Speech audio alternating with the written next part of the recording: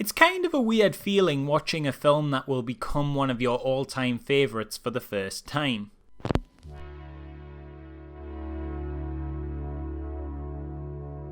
The sensation of complete awe and adoration creeps up on you.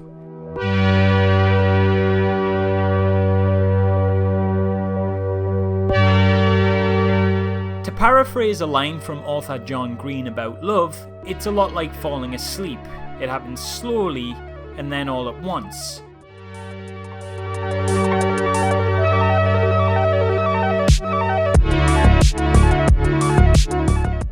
There was no point during Into the Spider-Verse that I could say, hey, you know what? Right there at the 32 minute and 7 seconds mark, that's when it got me. That's when it became one of my favourite movies.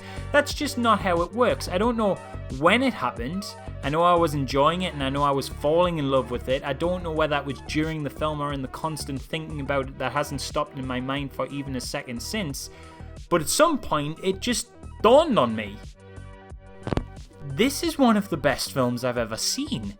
Now, at the risk of angering all of film YouTube, who are going to throw out buzzword titles like Citizen Kane and The Godfather at me in an effort to revoke my serious film critic card that I never actually had, for having the audacity to make such a general sweeping statement as one of the best films ever, I will stress that this is an entirely subjective take on the matter.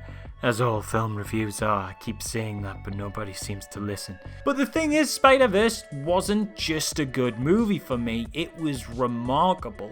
Make no mistake, I have made absolutely zero pretense about my excitement for this thing before I got the chance to actually sit down and watch it. It could certainly be suggested that I fell for the hype machine or whatever, but my initial excitement was literally just because it looked really cool and I really like Spider-Man. What I could not have anticipated was not just that this was going to be a really fun, fan service filled, action packed couple of hours, but that it was also going to be so innately earnest, so human, so inspiring and heartwarming and funny and charming. I went through the entire spectrum of emotions watching this thing. It took me on a bloody ride. Telling the story of Miles Morales, a young student struggling to find his place in the world as he fails to fit in at his new private school or truly connect with his incredibly loving but sometimes irrationally by the book father, Miles' world is turned upside down when, you probably guessed it, he's bitten by a radioactive spider that gives him superpowers. The difference to that well-known origin story in this version of the tale, however, is Miles exists in a world where this has already happened once before to the now hugely famous Peter Parker, aka your friendly neighbourhood Spider-Man. This creates a dynamic where Miles has a model to follow, standards to meet, expectations from his own deification of a web-swinging idol in a narrative where a young boy trying to shape his own identity has the increased pressure of taking on that of another. To make matters even more complicated due to events I won't spoil incited by supervillain Kingpin, a potentially cataclysmic occurrence is beginning to merge alternate dimensions, an act which threatens not just the fate of Miles' world, but also that of many alternate timelines of reality. In an effort to stop this, Miles must team up with a ragtag group of Spider-Men, Woman, and cartoon pig from a plethora of different worlds in order to save both their existence and his own, while at the same time struggling to shake off his Spider-Man training wheels, having only just inherited this great responsibility. If it all sounds a bit complicated and crazy, it's because it is. There is a hell of a lot going on in this film, and it's filled with a pretty significant amount of major characters and some crazy ambitious and difficult to articulate plot beats. However, it somehow manages to handle it all with a seemingly effortless flair, weaving an intricate tapestry of ideas, art styles and themes, but never losing you in the complexity of it all by constantly retaining focus on the real heart of the whole production, the story. This film, more than any film in the last, however many years since Raimi's Spider-Man 2 came out, understands Spider-Man. Granted, its main focus is technically on a completely different character in Miles, but what I mean when I say it gets Spider-Man is that it understands what the symbol of Spider-Man exists to represent. The innate heroism of the entire concept, the relatability, the somehow down-to-earth failures of a dude who can literally swing from buildings and scale walls.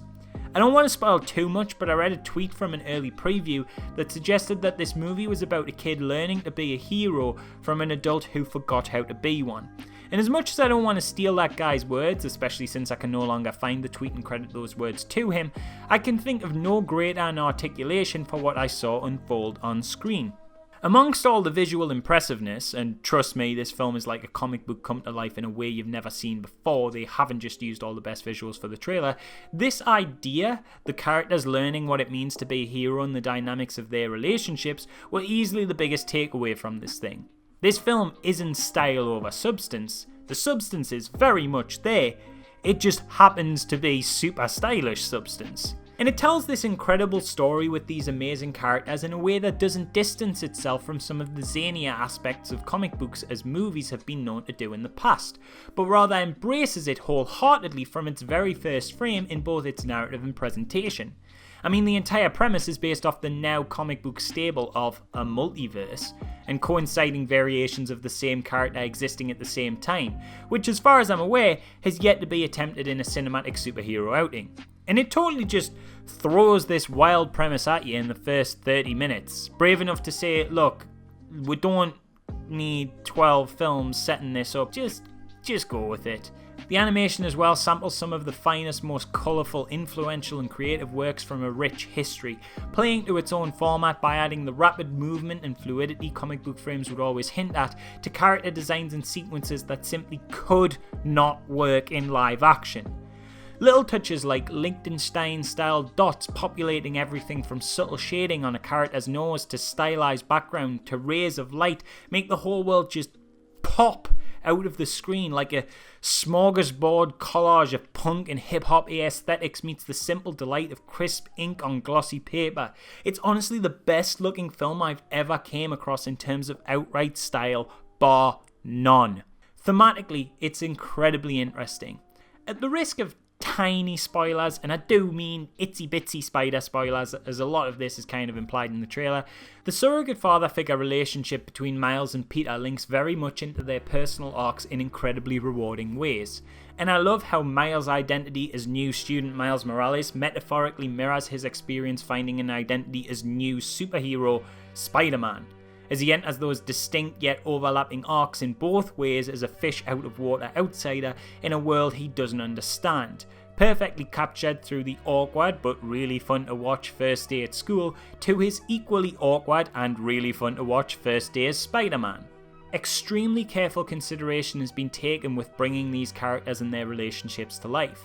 I love the way Miles' invisibility powers, initially pitched in the comics as a camouflage ability, is symbolically intertwined with how invisible Miles feels in real life, and how his Venom Strike, a super explosive electrical attack he has in the source material, was rejigged into not just a cool move, but something that creates a heartfelt callback to a more downplayed sequence in the movie, in a way I won't be spoiling, but that I will say made me well up, and it's not the only time I welled up in the movie. I could go on and on about how much I adore this one pretty much forever, but at the risk of talking too much and ruining some of its biggest surprises, I'm going to end on this massive gushing paragraph and say that, basically, all you have to know about this one is this. There is genuinely not a thing I would change about this movie. There isn't a single element of it I don't think works. It looks amazing, it sounds amazing, the writing's exceptional, the performance is phenomenal. I love the motivations of the villain, I love Miles' relationship with his dad, his uncle, Peter and Gwen. I love the comedic and action injections that spice up the overall fun of the piece provided by Spider-Noir, Spider-Ham and Penny Parker. I love the contrasting animation styles that meld perfectly despite their clear distinctness. I love Peter's narrative as a hero confronting the man he used to be and the man he could have been. I love how it fully embraces the rich and colourful history of comic books in a way that will absolutely appeal to long-time fans but does so without alienating anyone who's unfamiliar. I love the genuinely groundbreaking animation. I have literally never seen anything like it, executed to such a substantial level outside of the format it takes inspiration from. I love how much it feels like it has high stakes, despite the young target audience it pulls no punches. I love the fluidity and the intricately complex yet fast and exciting action sequences that honestly feel like they leapt straight from a comic book panel and somehow, despite their freneticism, are clear and easy to follow through great direction. I love the poignant Stan Lee cameo. I love Peter Parker's hobo pants and potbelly. I love the post-credit scene. Basically, I love this movie and everything about it. It is perfect to me. I mean, it probably isn't literally perfect. I'm certainly aware I'm going to have a lot of comments telling me otherwise, but I personally cannot fault it. Taking my little brother to see this and excitedly talking about it afterwards, finding myself literally being a part of a discussion where two different generations with over a decade age gap who both grew up on wholly unique Spider-Man media just got to gush out about how much they love Spider-Man was one of my favourite cinema experiences ever. And the ultimate sentiment of the movie, that you can be your own type of hero, is not only a great sentiment that metatextually encapsulates the idea of the icon that is Spider-Man and gives a commentary on his many interpretations over the years, but also just a great mindset to carry into life. Spider-Verse makes you feel good while spreading a message about doing good, about making mistakes and getting up from your failures in a way only a character like Spider-Man can really encapsulate. The working class hero of Peter Parker has here been redefined for a new generation of big screen viewers, and I could not be more excited about it. Go see Spider-Verse. It's perfect.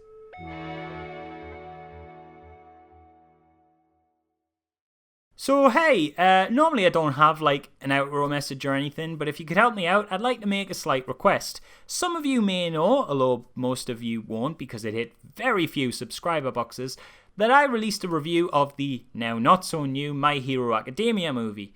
I put a lot of effort into the video since I don't get to review anime very often, but it got blocked worldwide instantly by mistake and then returned to me a couple of days later. The problem is the damage had already been done, and with Thursdays on YouTube being so important to video's performance, the video absolutely tanked in view count and is the only film review I have to not even come close to breaking 1,000. If any of you have the time and it interests you, or even if you're totally unfamiliar with the show or movie and can just spare 10 minutes or so, please could you go check out that video too. I know I shouldn't let these things get to me, but I've got this kind of like mental obsession in my head that I have to get over 1,000 views on each video or I'm a failure at life, haha, and it's like super bugging me that one's lower. I know it's weird, but what can you do? Anyway, thanks for sticking with the video. Please like, subscribe, hit the bell, etc. I might as well say all that crap since I'm here. Remember to check out the My Hero Academia video. Look out for my very first Christmas special video, yeah? Dropping sometime before the 25th. Ooh. Seasonal content. Oh, I'm not messing about. I'm doing this YouTube thing properly, like, yeah. And other than that, I guess, peace? Is that still a thing people say? Peace out? Yeah, sure, whatever. Peace out.